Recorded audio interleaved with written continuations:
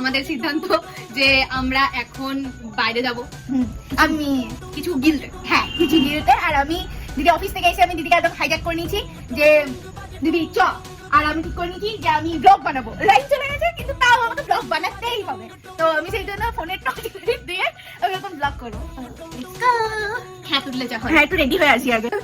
এই যে যাওয়ার জন্য বেরু বেরু যাওয়ার জন্য কত অন্ধকারে জুগাড়ু, অন্ধকারে জুগাড়ু বলো কি কি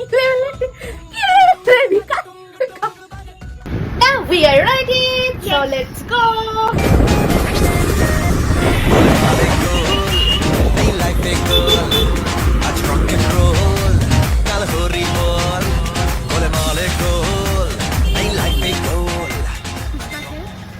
চশমা ঘুটে গেছে। এত খুশি যে চশমা পুরো ঘুটে যাচ্ছে। ঘুরতে গেলে খেতে হবে, কবি বলেছে। কোন কবি জানি না, আমাদের মতনই কোন একটা ফালতু কবি বলেছে।